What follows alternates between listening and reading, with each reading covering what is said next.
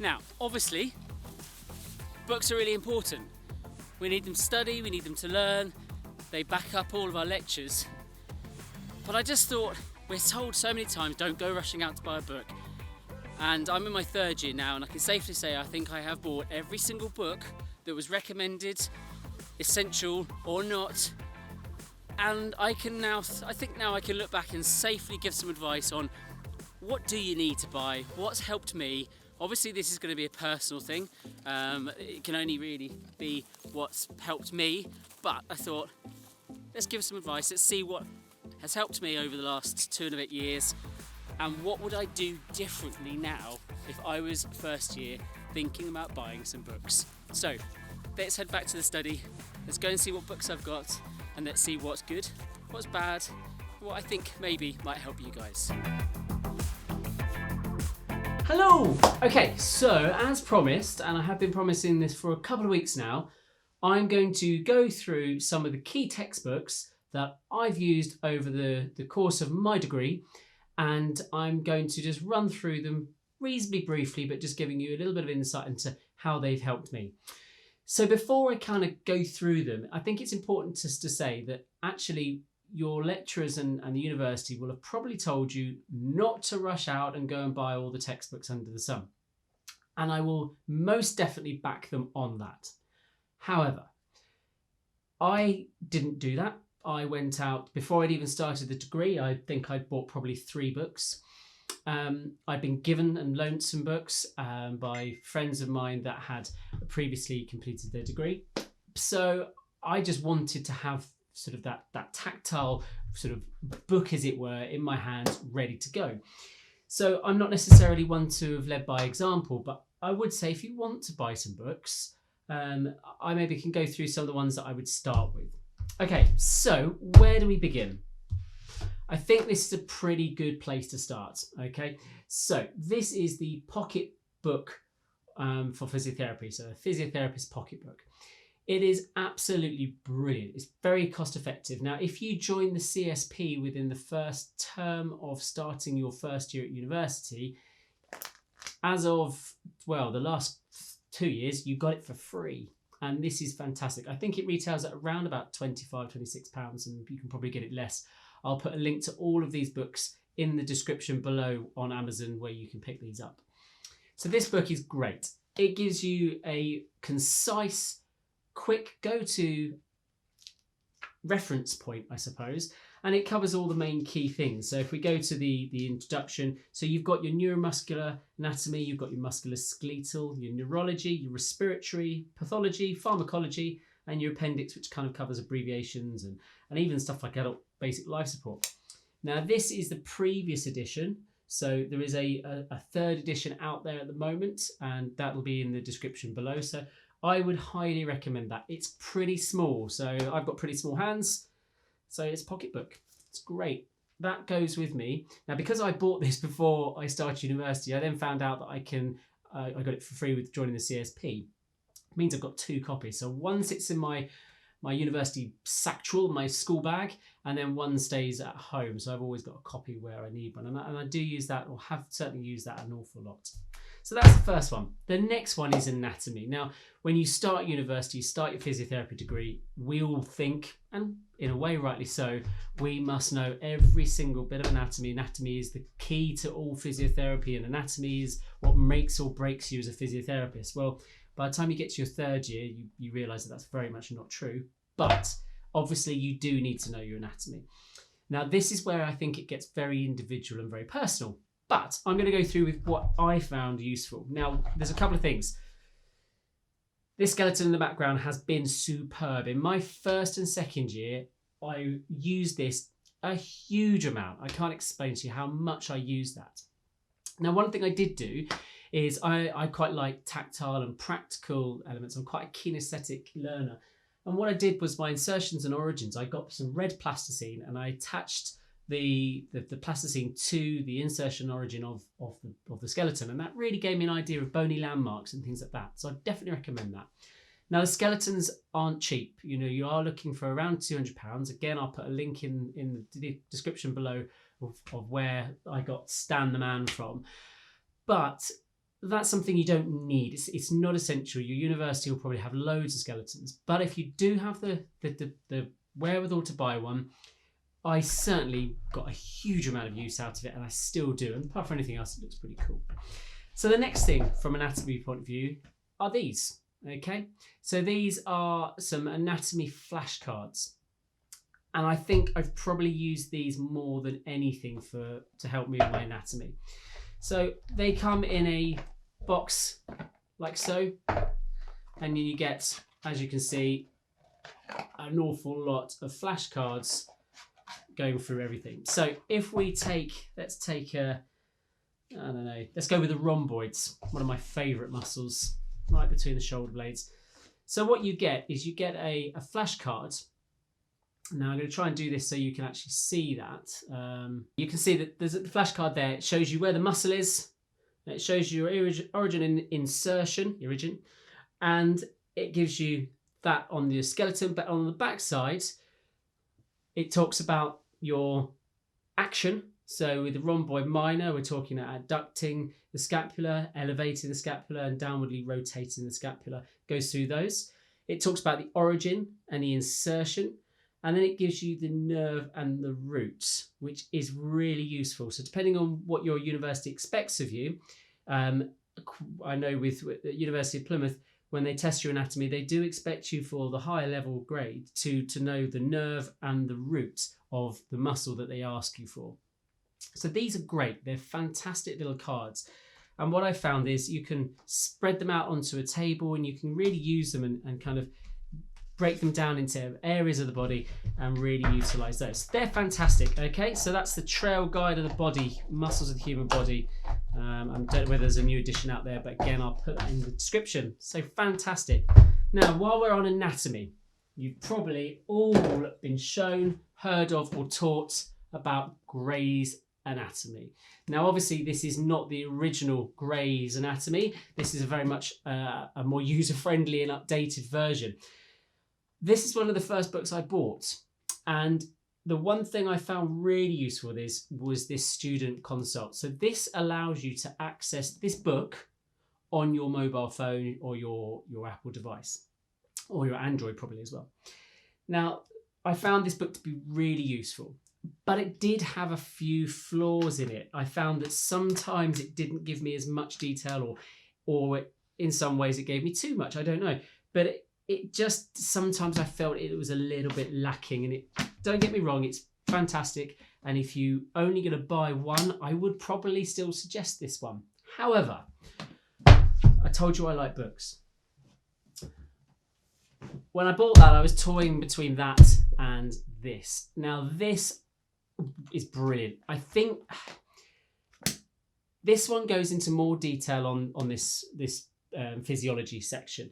Now, that kind of, it goes without saying, because this one says Gray's Anatomy, doesn't mention physiology on it. No, doesn't mention physiology. So why did I expect it to go into physiology? Don't know. But this one does. So this one, it will go through your anatomy, and it will also go through your physiology. It's potentially a little bit more wordy. But then again, the pictures and the diagrams are pretty good. I would suggest that this is far more, if you're used to your A-level textbooks, I think this is probably more in line with those, if you're used to those and you like those. But they're two very different things. And as I say, I think I'm actually only just noticing now that this one doesn't say physiology, so that's why it doesn't cover so much physiology, which maybe hopefully doesn't tell you too much about me and my intellect. So those are those there for anatomy. So you've got those two books and the flashcards. Okay, so anatomy still, you do not need to buy all of these books. I just like to just kind of mention that. So this next one is the Concise Book of Muscles. Now this I have used, it is a little bit used. So what this one does is, if we take some muscles, why can we never find a decent muscle when we want them?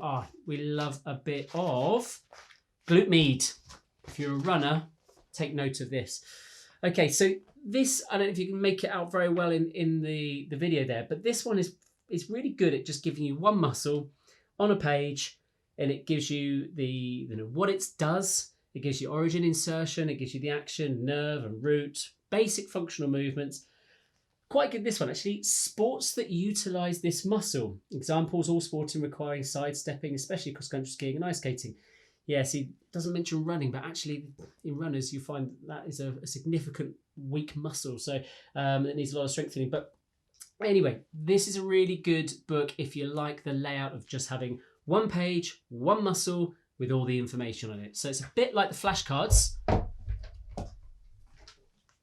but bigger, basically. So again, I'll put a link in. One of my lecturers really loved that book and recommended it, so that's why I got it, because I have any excuse to buy a book. Okay, so what should we go with next? Yes, you've got the colouring in books. What have I got here? I don't think I've got... yes, I have. Colouring in book. Human anatomy colouring in book. I didn't think I had any. Nope. I've got 2. So these are great. If you like colouring in, I think I did one and got bored. It's just not how I learn. But this kind of highlights what's so important is you will learn differently to myself. So you've got to think about actually trying these things out. Now, the good thing about these, they're relatively inexpensive. So you can probably pick them up. I wouldn't suggest picking them up secondhand. I got given one of these, I think, and a fair bit. There's even a page that's ripped out there. But I didn't use them. So, colouring in books, you might use them, you might like them. If you like colouring in, if you're quite an arty person, or you might not even know, so give it a go, because if it works for you, then fantastic. Okay, so what have we got next in terms of anatomy?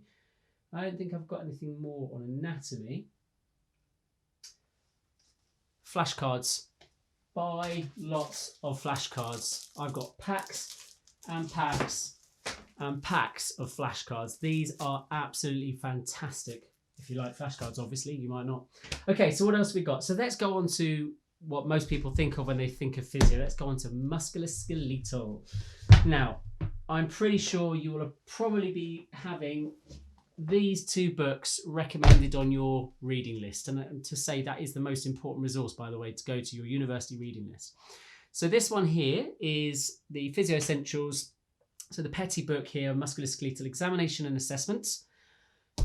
Tagged on to that, okay, same author, 3rd edition, this one, Principles of Musculoskeletal Treatment and Management. Now, these are spectacular books. I would say 100% get these. They worked really well for my course. I would suggest I didn't use these enough, to be honest. I had a previous edition before that was given to me. Took me a while to buy my own, so they're still a bit pristine for my liking, so I obviously didn't use them enough, but I've gone back to them, and certainly on placement I've used them. They are really good, very, very detailed. And that's to say, these books are not just for you as a student. If you ever stop using these books as a physio, I suggest you're going wrong, because you always should be learning and always keeping up to date with what you knew.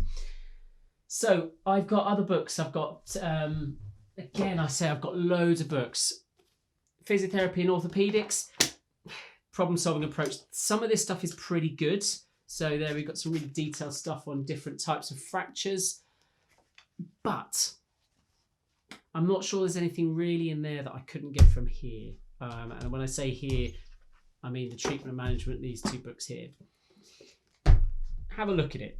It was recommended for a very small part of one of my modules. So that's your musculoskeletal. Again, along with the Pocketbook, your anatomy and all the other stuff I went through, and then your Petty. I think you're covered, to be honest. I think you're covered, and obviously you've got all your lectures. A couple of other things I have got is, again, special tests. Argue they're not very special. That book there, again, I would probably just do that. Tests in muscle examination. Obviously, as a student, you do need to know these. You start being a little bit more critical over stuff after a while. And then I did see something else. I had this book, which is Red Flags. This is, I think I've used this, I haven't used this a few bits, but again, your lecture's probably going to cover this, and there's loads of stuff on the internet about red flags, which is pretty cool. So where do we go next? First of all, we look at the time to make sure we're doing all right in time. We're covering a lot of here. So let's go with some respiratory. Now, I've just done my respiratory placement. If you look back on the videos, you'll see how I got on with that. Now, I started my placement with this book.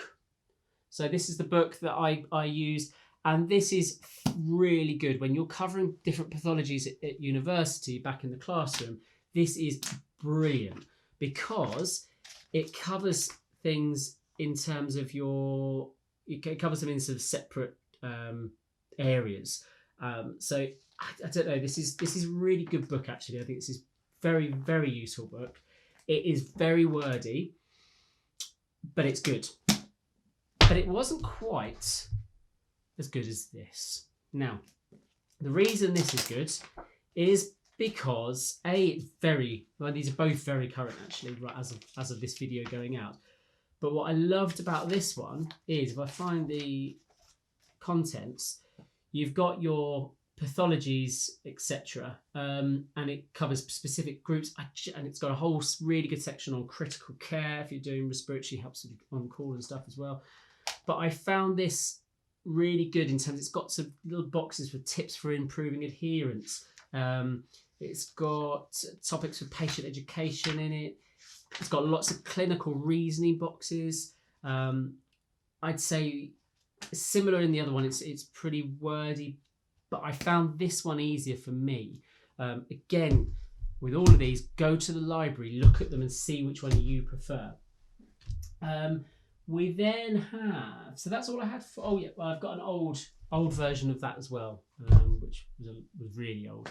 So that's your cardiorespiratory. Now remember, when you're looking at respiratory, you're going to be looking at your anatomy. That's key. So while we're on the side of respiratory, when you do your placement, you will need one of these. Well, I say need one of these, but I think, yeah. So I've got this one. So this is the Littman Classic 3. I got it in a relatively physio-y kind of colour. I've got it engraved as well. Do bear in mind, if you get them engraved, you can't sell them on. But I shouldn't imagine I'm ever going to need to sell this. It's really well made. I used it so much on placement, and it is quite nice to have. Apart from anything else, it's quite nice to put around your neck. Makes you feel good. So that's respiratory. So neuro, love neuro. Okay, what have we got? Wow. Okay, so okay. Okay, so we've got a few neuro books. One, I bought this. This is me going to be really honest now. I bought this because of the title. It sounded cool. Neuroscience, Fundamentals for Rehabilitation. Now, I fluked this a little bit because I bought it and wow, what a book. It's so good. The visuals, the images in it are fantastic. It covers things really, really well. It doesn't feel wordy. It feels like actually it's a really good balance of images versus pictures. Love it. Really, really good. It goes through rehabilitation, particularly for sort of neuro populations, but it does also go through a fair amount of pathology and physiology as well. Splits it down into your regions. Really good book. Love that book. Probably not the book that I would suggest you go and buy. I picked up that one there from someone else gave that to me. Someone else gave that one to me as well. I say gave, I think they lent them actually, so I should maybe give them back at some point. Now we move on to the big guns. So, physical management for neuro conditions. Hey, I should sell some of these really. So, 3rd edition, 4th edition. I told you I love books.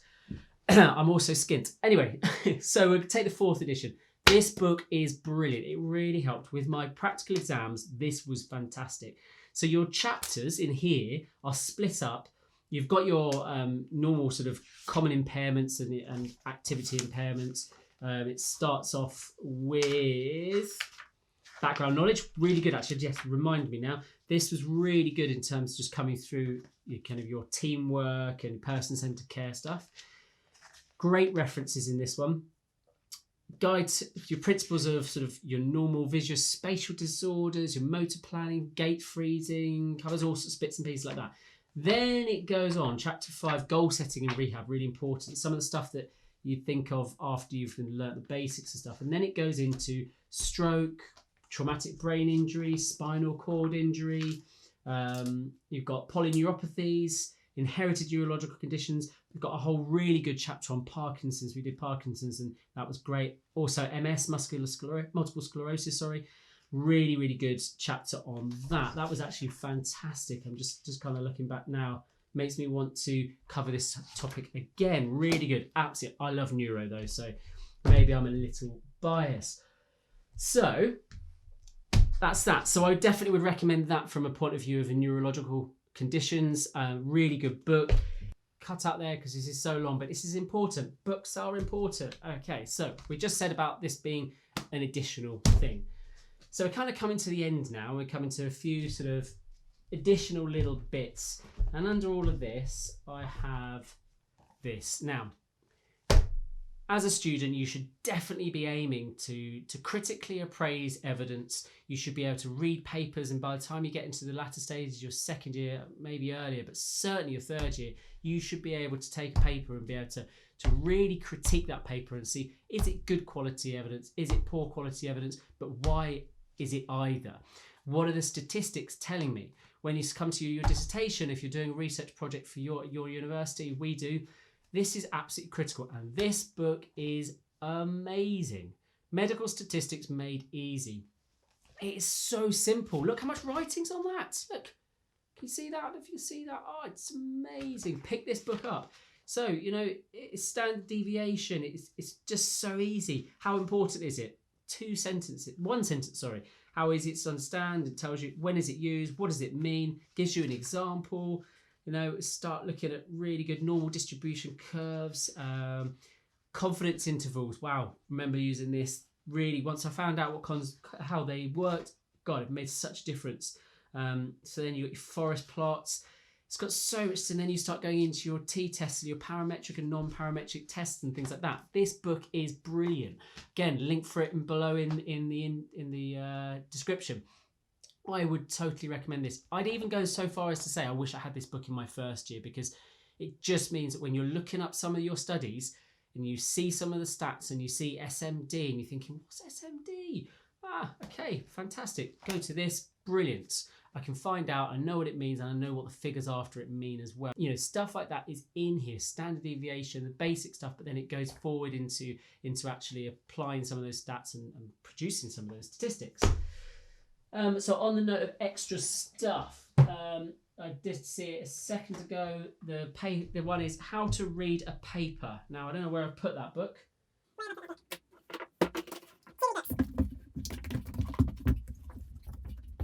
Here it is, found it. Okay, so How to Read a Paper, Basics of Evidence-Based Medicine. Again, running alongside the book that we've just gone through, Medical Stats Made Easy. These two here will help you so much in critiquing the evidence and looking at what evidence means and how good it is. Really recommend those. So that's How to Read a Paper. That's the third edition. That's a really good one. Again, I'm going to put a link in the description below. Another good thing here, this is actually quite useful as well. Back to anatomy, Atlas of the Human Skeleton. Really good, giving you kind of bits, really well labelled. Fantastic book as well. Now I've got other books. I've got a Mulligan manual therapy. We covered manual therapy, so you know we needed it at the time. I did pediatric placement. If you've got on pediatrics, this is the book for you if you don't know anything about children. If you don't know anything about children and you're going to do a pediatrics placement, say no more. I wanted a pediatrics placement. I knew nothing about the development of children really. Look, some flashcards in there.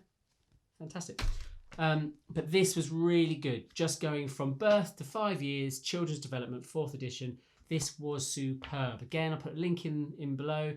But again, if you're covering any neurological conditions, if you're covering CP, cerebral palsy or something like that, it's good to know what normal development is as you cover it in your musculoskeletal. If you don't know what normal, and I know there is no normal, we're all different and we have different variables, but knowing what normal development, typical development if you'd rather, is good to know because it highlights how pathology affects typical development. So that's absolutely critical. So Other things, there are tons of resources, you know. I mean, this is just on my desk here, but the CSP, get on the CSP website. There's loads of stuff on there. It's brilliant. There's so much stuff. Quick, few more. Research. So the NIHR, which is the National Institute of Health Research, go onto their website, or even better, Google NIHR signals. Go on there. These are signal papers that come out quickly to disseminate information to clinical health professionals, to give them the new research that's come out. They are amazing. They're so concise, and they tell you that you can then go and read the paper, but this tells you whether or not it's, it's a big deal or not. If it's got an NIHR signal, it has probably a big deal. So go on there. Use a NICE website, National Institute of Clinical Excellence. Use it. NHS website. Use it. So much. God, man, I'm tired. I love books. Use them. The internet is fantastic, but basic core information, use the books, then get into that research and keep going and keep learning. And that really is the moral of the story, is keep learning, but these sorts of books will help you keep learning forever. Okay? See you soon.